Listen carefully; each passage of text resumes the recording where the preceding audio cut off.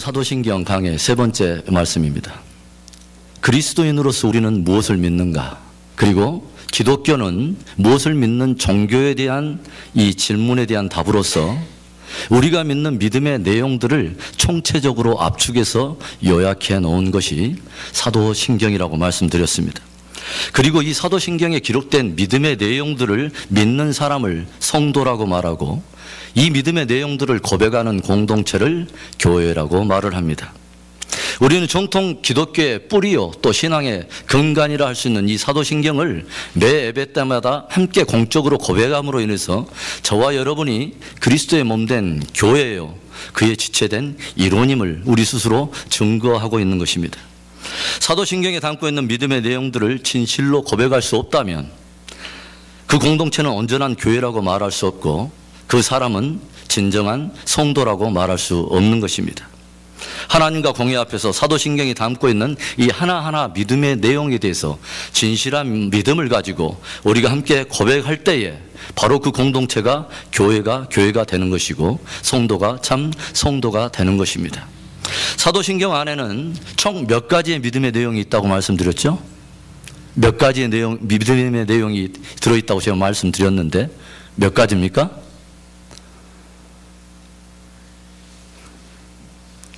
한번 해보자는 겁니까?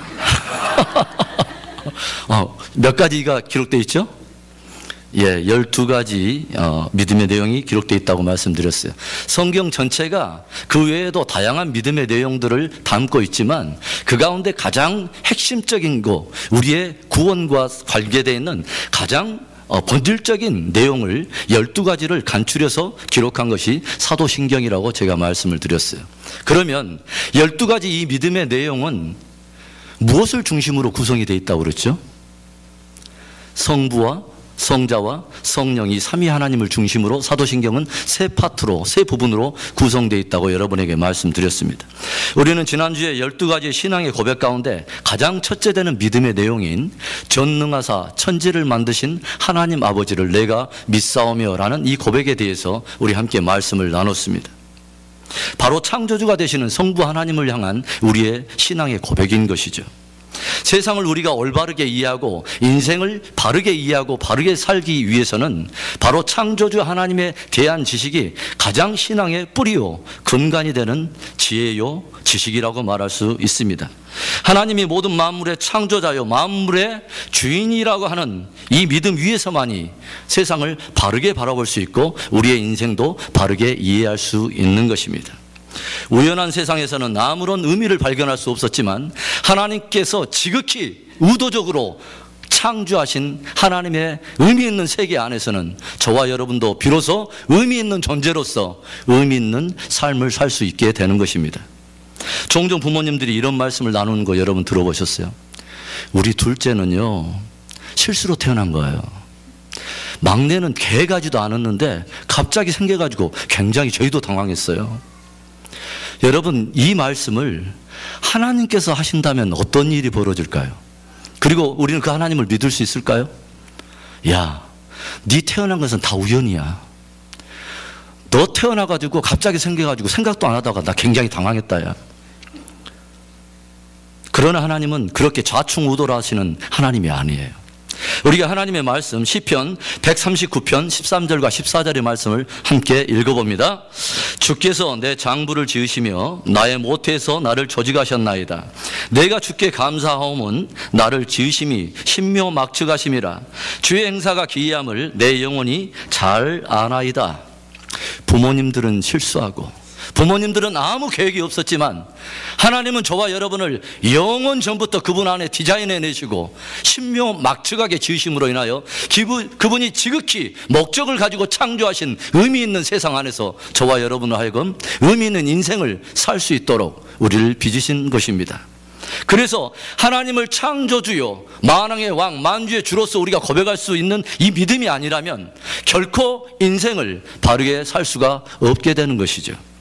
사도신경의 첫 번째 신앙 고백은 모든 만물을 창조하신 성부 하나님을 향한 저와 여러분의 신앙의 고백인 것입니다. 이 창조 신앙의 고백 위에서 저와 여러분이 그분께 마음껏 평생을 감사하며 찬송하고 또 우리를 지으신 그 삶의 목적을 따라 참으로 의미 있는 삶으로 그분께 영광 올려드리는 저와 여러분 되기를 주님의 이름으로 축원합니다.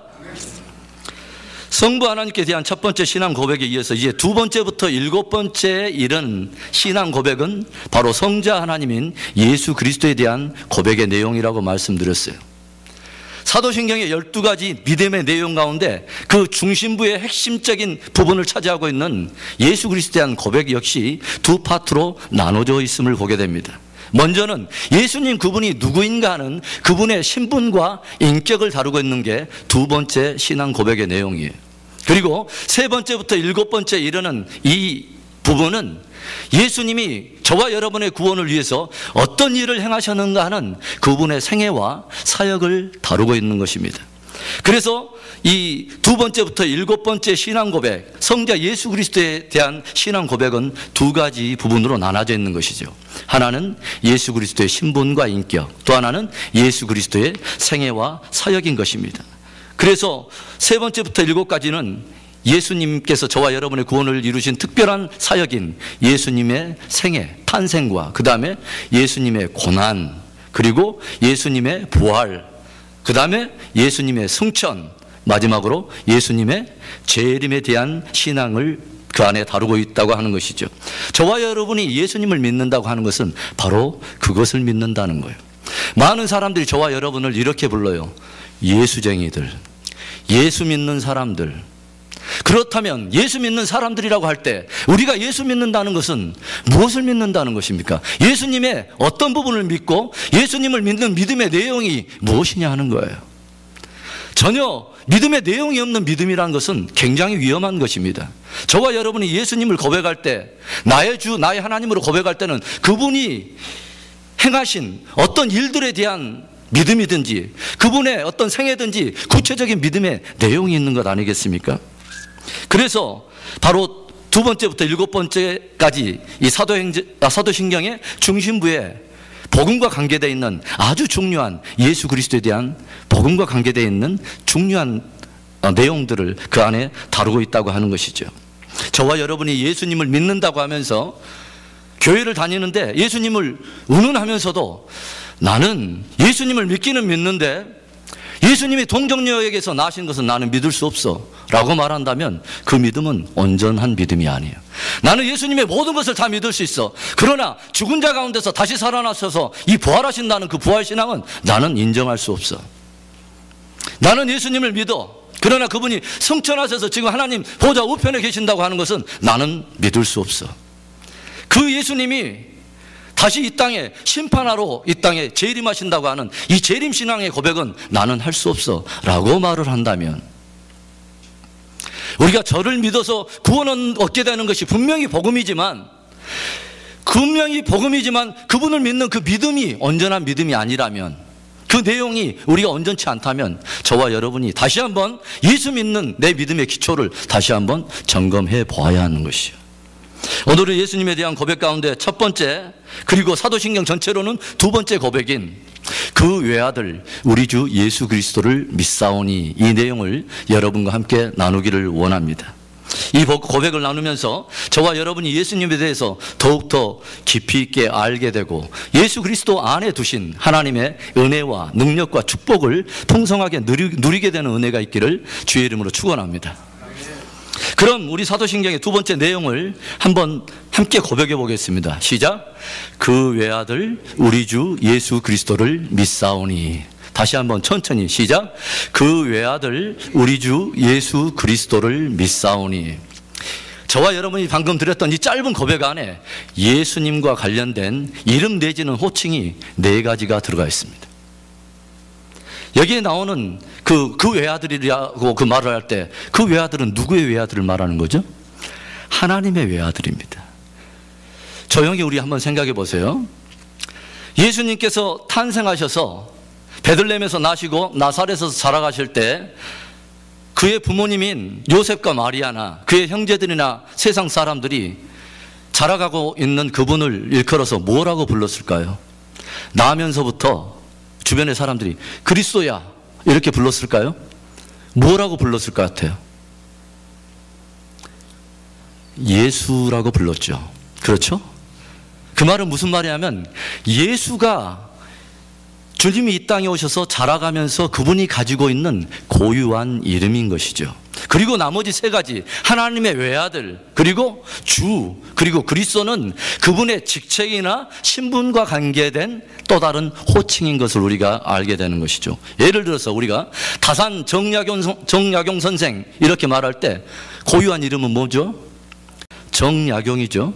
그리고 앞에 있는 다산이라고 말은 그의 호인 것이죠. 그리고 선생은 그의 직책 내지는 직분을 이야기하는 것이죠.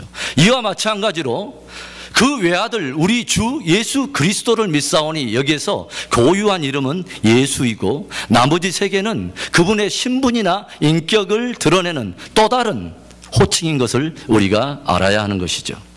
그래서 사도신경의 두 번째 고백을 좀 더 우리가 풀어서 고백한다면 나는 예수님께서 하나님의 아들인 것을 믿고 나는 예수님께서 그리스도인 것을 믿고 나는 예수님께서 바로 주님인 것을 믿습니다 라고 우리는 고백하는 것과 똑같은 거예요.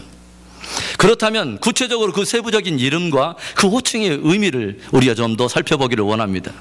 먼저는 그분의 고유한 이름인 예수라고 하는 이 이름과 그 이름에 담긴 의미를 우리 함께 나누기를 원하는데요. 모든 이름에는 그 의미가 있어요. 여러분도 분명히 부모님이 이름을 지어줬을 때 분명히 어떤 부모님이 바람하는 소망을 담아서 그 이름 안에 담았을 거예요. 그런데 조용히 생각해 보면 구약에서도 모든 사람들이 자기 이름 안에 특별히 뭐요? 하나님과 관계된 신앙적인 어떤 요문을 담아서 그 이름이 지어졌다는 것을 알 수 있죠. 아브라함 하면 어떤 의미죠? 열국의 압이라는 뜻이죠. 그러면 그 아들을 이삭은 어떤 뜻입니까? 웃다라고 하는 거죠. 웃음. 그러면 그 아들 야곱은 뭐예요? 발꿈치를 잡다라는 뜻이에요. 신약에 들어와서 베드로는 반석이라고 하는 뜻이죠. 그런데 이 예수라고 하는 이 이름은 부모님이 지어주신 게 아니에요. 그의 육체의 부모인 요셉과 마리아가 지어준 이름이 아니에요. 요셉이 마리아와 정혼하고 나서 마리아가 잉태된 것이 성령으로 잉태된 것이 드러나면서 의로운 요셉이 이 일을 조용히 생각하고 있을 때 하나님께서 주의 천사를 보내서 들려주셨던 말씀이 오늘 본문과 상관있는 마태복음 1장 20절과 21절의 말씀이었습니다. 함께 읽어봅니다. 이 일을 생각할 때에 주의 사자가 현몽하여 가로되 다윗의 자손 요셉아 내 아내 마리아 데려오기를 무서워 말라.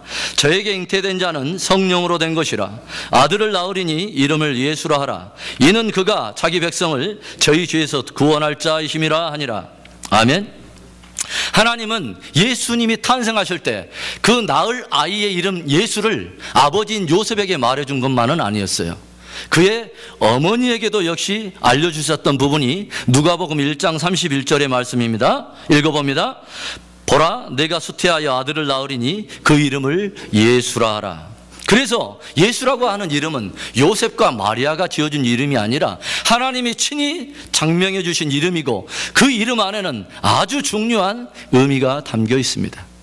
그 중요한 의미란 무엇이냐면 그가 장차 이 땅에 오셔서 그가 이루게 될 아주 중요한 구원과 상관되어 있는 본질적인 그분의 하실 일이 그 이름 안에 들어있는 거예요.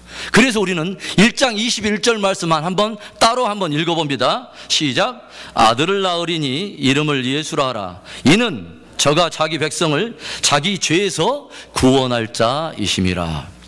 예수님이 예수라고 하는 이름의 뜻이 뭐라고요? 자기 백성을 어디에서? 자기 죄에서 어떻게? 구원할 자이심이라. 예수님을 예수라고 그 이름을 지으신 하나님의 뜻은 깊은 의미는 뭐냐? 그가 이 땅에 와서 자기 백성을 그들의 죄 가운데서 건져내실 참 구원자이기 때문에 그 일을 할 그분의 본질적인 사역을 어디에다 담아놨냐면 그 이름 안에 두었다는 거예요. 그래서 우리가 나는 예수를 믿습니다 라는 의미는 나는 하나님께서 나를 나의 죄에서 구원해 내실, 그래서 나를 하나님의 백성 삼으시려고 하나님께서 친히 보내신 바로 그분이 오직 예수라고 하는 그분 한 분밖에 없음을 내가 믿는다는 거예요. 할렐루야. 그래서 예수라고 하는 이름이 가지고 있는 본질적인 의미 자체는 구원자라고 하는 뜻입니다. 무엇으로부터 구원을 말했죠? 죄로부터의 구원이에요. 죄로부터의 구원이에요. 그런데 우리가 조용히 생각해보면 죄로부터 구원해 주실 분이라면 그분이 와서 그렇게 헌신하고 사랑으로 십자가로 인해서 대가를 지불하시고 구원해 낸 백성은 그들의 정체는 무엇입니까? 오늘 본문에 따른다면 자기 백성이에요. 하나님의 백성. 그래서 우리는 종합해서 이렇게 정리할 수 있어요. 예수님은 어떤 분이냐? 이 땅 가운데 오셔서 뭐요? 저들의 모든 죄를 구속해 내시고 그들로 자기 백성 삼으시려고, 하나님의 백성 삼으시려고 우리를 구원하신 분이 바로 예수님이라는 것을 우리가 알게 되는 것이죠. 우리는 그것을 믿는 거예요. 하나님께서 우리 모든 사람을 가장 복되게 창조하시고 그들에게 모든 지으신 모든 만물을 다스리도록 하셨습니다. 그런데 그 인간들이 범죄하여 타락하게 되죠. 그리고 그 죄값으로 인해서 우리는 온 인류가 사망의 종로로 가게 되고 결국은 하나님의 지울 수 없는 영원한 형벌과 심판 아래 온 인류가 놓여있게 되죠.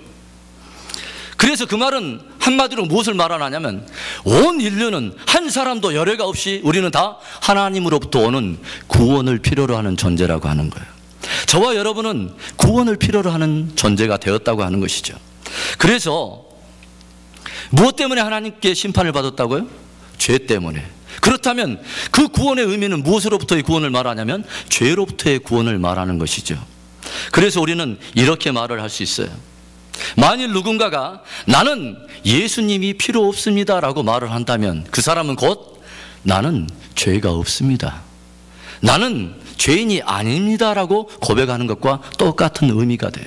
나는 예수님이 필요 없습니다, 더 이상 필요 없습니다 라고 고백한다는 것은 모든 인류가 그분 앞에서 범죄함으로 인해서 결국은 영원한 형벌과 진노 아래 놓일 수밖에 없는 그들을 때문에 하나님이 친히 자기 아들을 이 땅에 보내셔서 저들 구원하시고 자기의 친백성 삼으시려고 보냈던 바로 그 아들을 믿음으로 말미암아 모든 사람의 영생을 얻게 하도록 한 이 하나님의 총체적인 모든 은혜를 거부하고 하나님을 거짓말쟁이로 만드는 그런 결과가 되는 것입니다.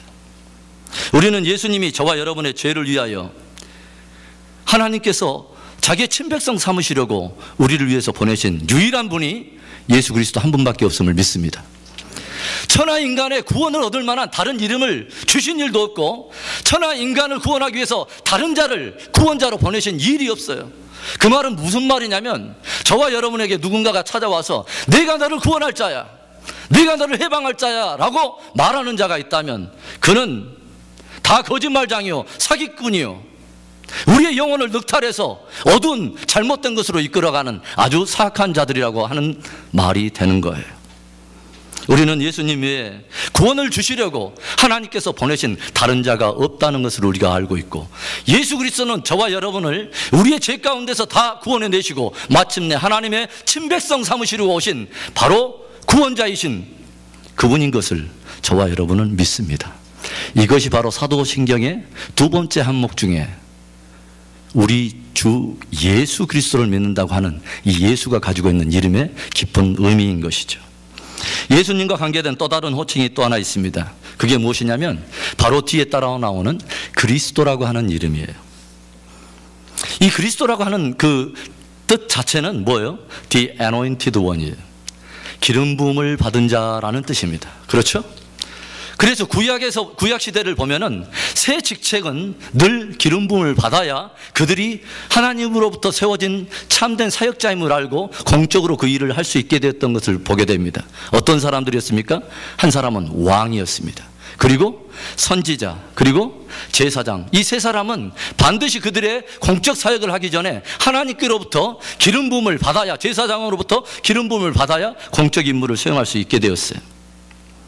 그래서 우리가 조용히 생각해 보면 예수가 그리스도라고 하는 그 말은 그가 곧 하나님께서 기름 부어서 그의 전권을 위임해서 그 일을 감당하도록 하나님께로부터 온 참 왕이요, 그분이 진짜 선지자요, 그분이 진짜 제사장이라고 하는 그것을 우리가 고백하는 것입니다. 그러면 조용히 생각해 보세요. 예수님을 그리스도라고 부를 때 이 하나님의 정권을 위임받은 그분은 선지자로서 어떤 일을 행하셨습니까? 그분은 하나님께로서 보내심을 받아서 하나님이 어떠한 분인가를 우리에게 드러내고 그분의 뜻이 무엇인가를 모두 드러내고 그분의 나라가 어떠한 나라인가를 우리 가운데 모든 것을 드러내셨어요. 한 국왕이 다른 나라에 자기의 뜻을 전하고 자기가 원하는 바에 어떤 일을 수행할 때 어떤 사람을 피택해서 보내려 할 때는 그 왕이 가지고 있는 모든 정권을 위임해서 그 사람을 파송하는 것입니다. 그러면 그 사람은 자기의 뜻이나 자기의 어떤 의지와 상관없이 오직 자기를 보낸 왕의 모든 뜻을 이루도록 전심을 다해서 그분의 뜻을 밝히는 게 바로 이 대사의 할 일인 것입니다. 바로 그런 의미로 예수님이 그리스도라고 하는 것을 우리가 고백하는 것은 무엇을 말하느냐? 예수님은 하나님께로부터 직접 보내심을 받아 정권을 위임받아 우리 가운데 하나님이 누구이시고 하나님이 어떤 분이고 어떤 뜻을 가지고 있는가를 우리 가운데 드러내신 참 선지자라고 하는 것을 우리가 고백하는 것입니다. 그래서 그분이 하신 말씀은 자의적으로 하는 말이 아니기 때문에 그분께로 받아서 직접 하신 말이기 때문에 예수 그리스도의 입에서 떨어지는 말씀을 우리는 뭐라고 합니까? 진리라고 말하는 것입니다. 예수님은 하나님께로부터 온 진리이십니다. 그래서 우리가 예수는 그리스도라고 하는 그 고백할 때는 그분이 하나님께로부터 정권을 위임받은 선지자인 것을 말하는 것이죠. 또 그리스도라는 의미 안에는 선지자만 있는 것은 아니죠. 제사장의 의미가 있습니다. 구약시대 제사장은 어떤 일을 했습니까?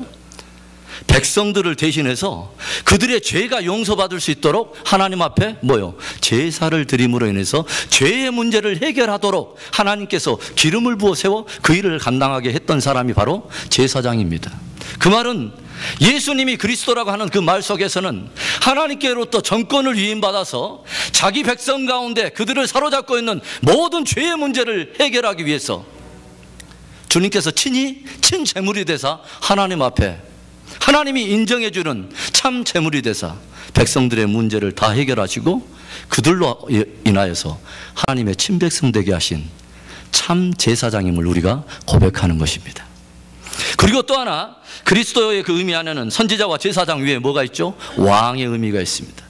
하나님의 정권을 위임받아서 예전에 구약에 보면은 이스라엘의 왕들은 두 가지 일을 했습니다. 첫 번째는 반드시 외부의 어떤 적이 침략해서 백성들을 약탈을 할 때 군대를 조직해서 힘을 조직해서 반드시 대적을 전멸하고 그들 가운데서 백성을 구해내는 일을 했고, 또 하나는 하나님의 뜻을 받아 그 백성들을 하나님의 뜻대로 통치하는 일을 했습니다. 우리가 예수가 그리스도라고 하는 말은 하나님의 정권 위임을 받은 바로 예수님이 오늘도 죄와 사망과 모든 사단의 모든 계계와 권세를 다 깨버리고 우리를 하나님의 친백성으로 구원하셔서 오늘도 하나님의 뜻대로 다스리는 저와 여러분의 왕일 뿐만 아니라 하나님께서 창조하신 모든 피조물을 다스리는 만왕의 왕이심을 우리가 고백하는 것입니다. 예수는 그리스도이십니다. 그분이 하나님께로부터 오는 참으로 하나님을 우리 가운데 드러내신 참 선지자요, 우리의 모든 죄를 다 씻어내는 참 제물이요, 그 제물로 하나님께 영광을 올려드린 참 제사장일 뿐만 아니라 오늘도 여상하게 회전하는 그림자도 없이 어제나 오늘이나 영원토록 동일하도록 우리와 함께 하시는 임마누엘이 그 되셔서 우리를 통치하시는 만왕의 왕이신 것입니다. 이것을 우리가 고백하는 것이 바로 사도신경 두 번째 고백 안에 들어있는 예수는 그리스도라고 하는 그 의미 중에 하나인 것입니다. 우리 다시 한번 사도신경의 두 번째 믿음의 내용을 다시 한번 또 고백해 보겠습니다. 시작. 그 외아들 우리 주 예수 그리스도를 믿사오니. 예수님과 관련한 또 하나의 호칭 하나가 있죠. 그게 뭐냐면 하나님의 외아들이라는 말입니다. 그러면 그 외아들이라고 말했는데 여기에서 그는 누구죠? 하나님을 말하는 거죠. 그러니까 하나님의 아들이란 말이죠. 그 말은 예수님이 바로 하나님의 아들이란 말이에요. 그런데 저와 여러분이 약간 잘 못 알거나 아니면 조금 오해하고 있는 부분이 뭐냐면 그 외아들 할 때 보통 사람들은 외동아들을 많이 생각을 하죠. 외동아들. 그런데 이 본문에 나와 있는 그 외아들이 외동아들이라는 의미보다 훨씬 깊고 오묘한 의미가 있어요. 예수님이 하나님을 어떻게 불렀습니까? 아바라고 불렀습니다. 이 아바는 우리나라 말로 하면은 아이가 엄마를 부를 때, 아니 이제 아빠를 부를 때 뭐요? 아빠하고 부를 때처럼 친근함이 묻어있는 단어예요. 아버지하고 부를 때는 아버지의 권위가 묻어있는 단어이지만 아빠하고 부를 때는 굉장히 뭐예요? 친밀함이 묻어있는 그런 단어예요. 우리나라도 아버지를 다른 사람 앞에서 말할 때 그 이름을 직접 부르지 않지는 않습니까? 네. 아버지 이름을 직접 말하지는 않잖아요. 저희 부친께서, 저희 아버님께서, 예를 들어서 그냥 막 말을 해가지고 아버지 이름을 바로 대면서 이야기를 하면 우리는 그 사람의 약간 예의나 그 사람의 좀 격을 다시 한번 생각해 보게 되죠? 저만 그렇습니까? 똑같은 문화 속에 자라온 저와 여러분이 이렇게 이질감이 있다는 것을, 이 컬처 샥을 우리가 느껴야 됩니까?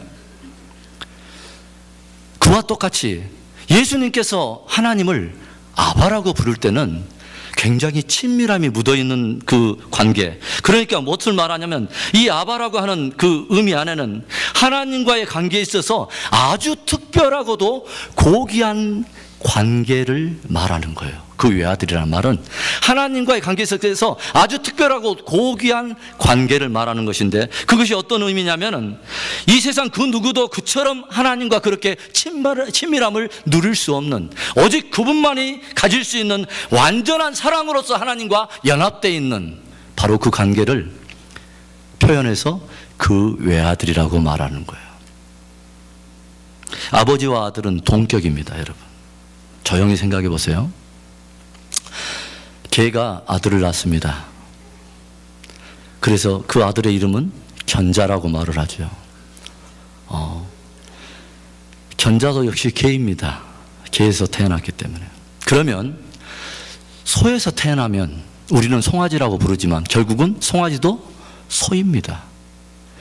인간에게서 아들이 나오면 그 아들도 역시 아버지가 인격이신 것처럼 아들도 인격입니다. 인간으로서의 인격을 갖추고 있는 거예요. 저와 여러분이 우리의 자녀들을 함부로 할 수 없고 함부로 해서는 안 될 아주 중요한 것은, 내가 인격이듯 하나님께서 내 안에 인격을 두셔서 아주 신명막측하게 지으셔서 그분의 목적과 지으심의 의도를 가지고 창조하신 아주 창조의 걸작인 것처럼 우리의 자녀도 똑같은 우리와 똑같은 인격을 가지고 있는 소중한 존재이기 때문에 그래요.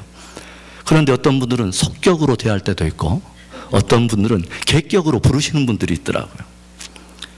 우리의 자녀들도 소중한 인격을 가지고 있는, 우리와 동격을 가지고 있는 하나님 앞에 소중한 사람들입니다. 그래서 그 외아들이라고 말했을 때 하나님을 아바라고 부른 예수님과 하나님과의 관계는 바로 하나님이 신성을 가진, 신격을 가진 하나님이시듯이 그 아들, 그분을 아바라고 부르는 그 아들 예수님도 똑같이 하나님과 뭐요? 똑같은 신성을 가진 하나님인 것을 우리가 고백하는 것입니다. 할렐루야. 그 외아들 우리 주 예수 그리스도, 예수님이 단순히 육체를 입고 이 땅에 오셨다고 해서 육체로 우리가 그분을 판단한 게 아니라 성령으로 말미암아 우리에게 주신 큰 믿음의 축복 중에 하나는 그분이 하나님의 아들이시고 하나님과 똑같은 신성을 가지신 하나님이라고 하는 이 놀라운 깨달음의 은혜를 저와 여러분에게 주셨다고 하는 거예요. 놀라운 축복이죠. 많은 기독교 이단들이 예수님의 신성을 부인합니다. 어떻게 인간 예수가 육체를 입고 이 땅에 오신 그 사람이 어떻게 하나님일 수가 있느냐. 그런데 예수님이 하나님의 아들이 아니라면, 예수님이 하나님의 아들이 아니라면 저와 여러분의 믿음은 헛것이 되고, 저와 여러분의 믿음은 헛것이 되고 온 인류는 여전히 아직도 죄의 문제를 해결하지 못한 채 아직도 하나님의 진노와 형벌 아래 놓여 있는 것이 됩니다.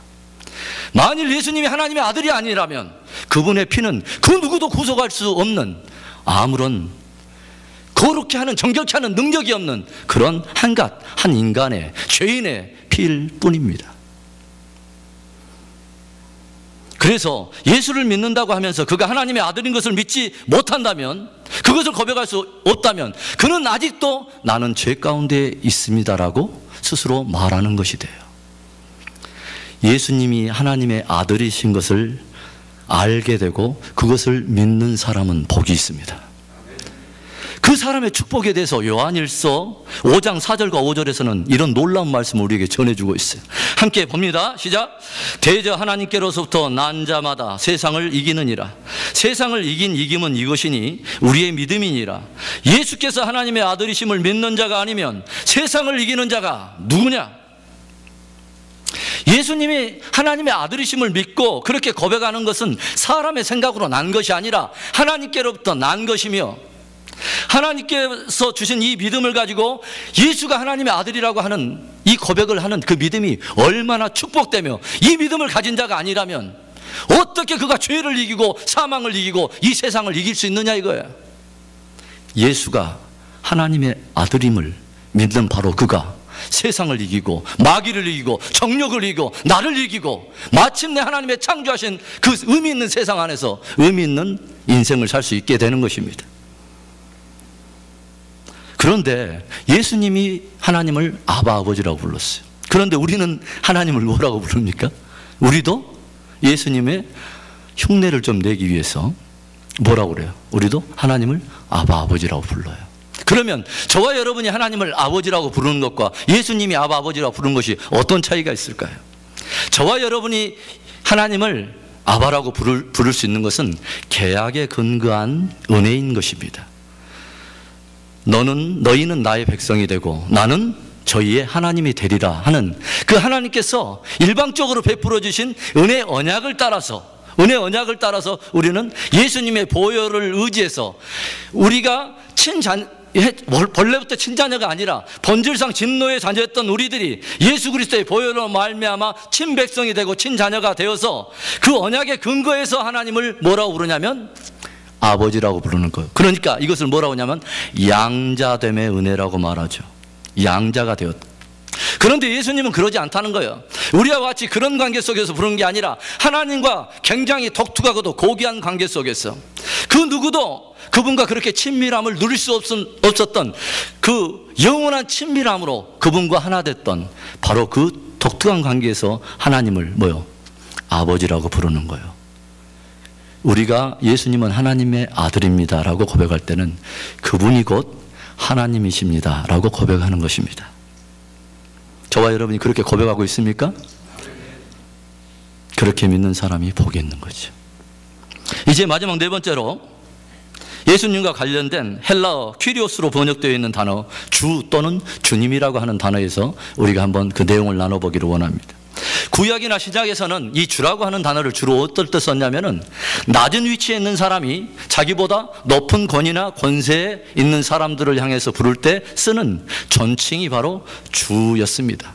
그래서 가정에서는 누가 누구를 주라고 불렀냐면 자녀들이 아버지를 부를 때도 때때로는 주라고 불렀고 아내가 남편을 부를 때도 주라고 불렀어요. 이게 그래서 뭐라고 나옵니까? 사라가 아브라함을 부를 때 뭐라고 불렀다고 그래요? 주라고 불렀어요. 옆에 혹시 남편분이 있는 분은 한번 지금 불러보세요. 주님. 극존칭 단어죠. 그런가 하면은 뭐예요? 노예가 상전을 부를 때 주라고 부르고 이방 사람들이 자기의 신을 부를 때도 뭐예요? 주라고 불렀어요. 그러니까 보편적으로는 자기보다 높은 권위의 존재를 향해서 썼던 아주 상투적이고 흔히 쓰였던 존칭 가운데 하나가 주였습니다. 그렇다면 우리가 예수님은 주님입니다라고 고백했을 때 이 주님도 보통 사람들이 생각하는 그 정도의 존칭의 의미로 썼을까요? 아닙니다. 예수님을 주님이라고 고백했을 때 그 의미는 전혀 다른 차원입니다. 구약에서는 그 여호와 하나님을 부를 때 이스라엘 백성들은 그 이름을 함부로 부르지 못했던 것을 여러분 잘 아시죠? 왜냐하면 그들에게는, 히브리인들에게는 그 이름 자체는 그 사람 자체라고 생각했기 때문이에요. 그 이름은 그 사람의 인격 자체를 담고 있다고 생각했기 때문에 절대로 함부로 여호와라고 하는 그 이름을 함부로 사용하지 않았습니다. 그리고 성경 안에서 여호와라고 하는 이름만 나왔다 그러면 그 발음 자체를 아예 하지를 않았어요. 그리고 이 필서를 해서 성경을 베끼는 사람들은 여호와라고 하는 이름만 나오면 가서 새 물로 목욕을 하고 새로운 먹을 갈아서 파피루스에서 새로운 파피루스에 새로운 펜을 가지고 성경을 기록했어요. 여호와라고 하는 이름을 쓸 때는 그렇게 함부로 대하지 않았다는 것이죠.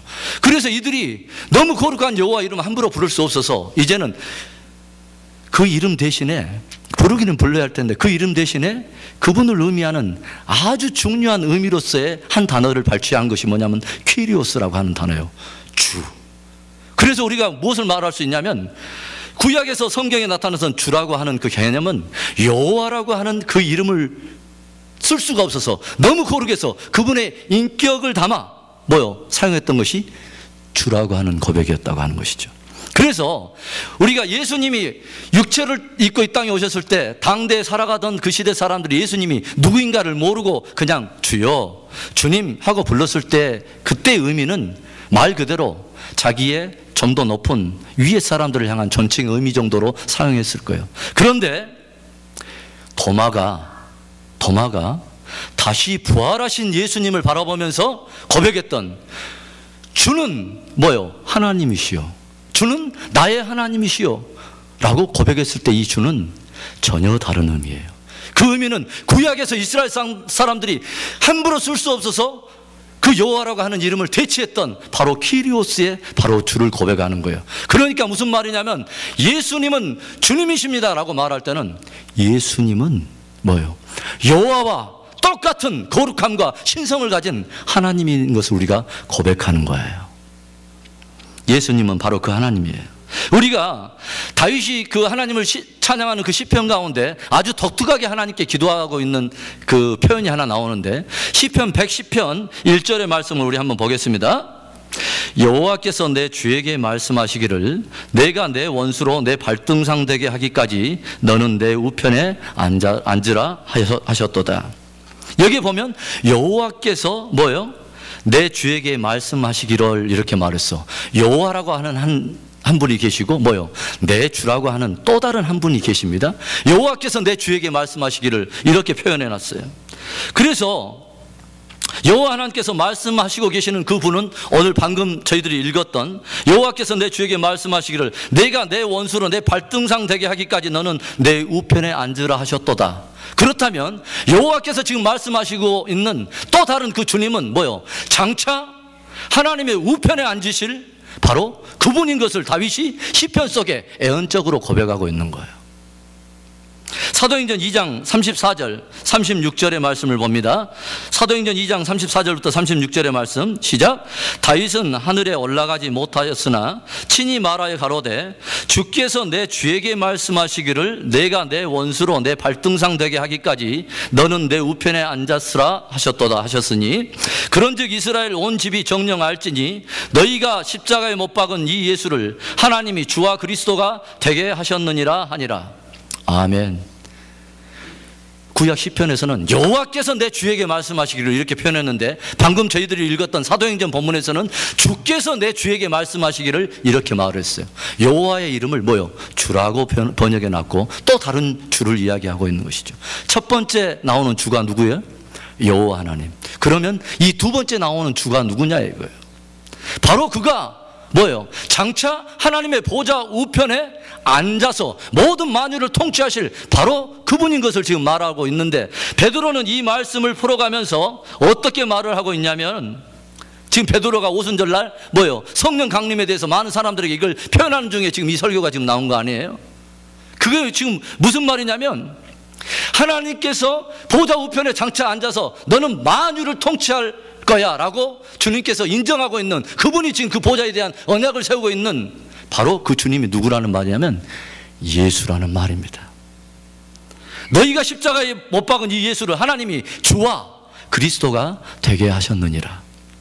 그래서 우리가 신앙 고백 가운데 예수님은 나의 주님이십니다 라고 고백할 때는요, 예수님은 하나님의 보좌 우편에 계셔서 지금도 하나님과 동격으로서 모든 만물을 통치하시는 하나님이라고 하는 고백을 저희들도 하고 있는 거예요. 여러분, 이 예수님이 여러분의 주님인 것을 믿습니까? 사랑하는 성도 여러분, 말씀을 마칩니다. 두 번째 고백, 사도신경의 두 번째 고백은 그 외아들 우리 주 예수 그리스도를 믿사오니 이런 고백입니다.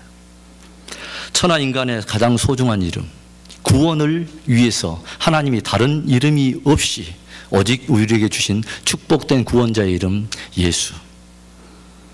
로마 시대에 황제가 신격화 되면서 로마 황제를 주라고 부르라고 강요된 적이 있었습니다. 로마 황제를 주라고 부르지 않는 자들에게는 그들을 끌고 가서 원형 경기장에서 사자의 밥이 되게 하고 몸에다 콜탄을 발라서 거리의 가로등으로 화형을 시켰던 그런 시대가 있었음을 여러분 아실 거예요. 그런데 바로 그런 살기가 등등하는 바로 그때에 원형 경기장에 끌려가면서 화형의 십자가 위를 올라가면서 주는 그리스도시요 살아계신 하나님의 아들입니다.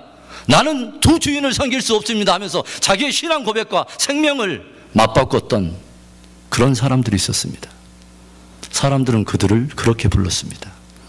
그리스도인이라고, 예수를 따르는 성도라고, 그러한 무리들을 교회라고 부른 것입니다. 초대교회인들 안에는 그런 것이 있었어요. 네가 내게 있는 것으로 주노니, 내게 있는 것으로 주노니 은과 금은 없거니와 뭐요? 나사렛 예수의 이름으로 일어나 걸으라.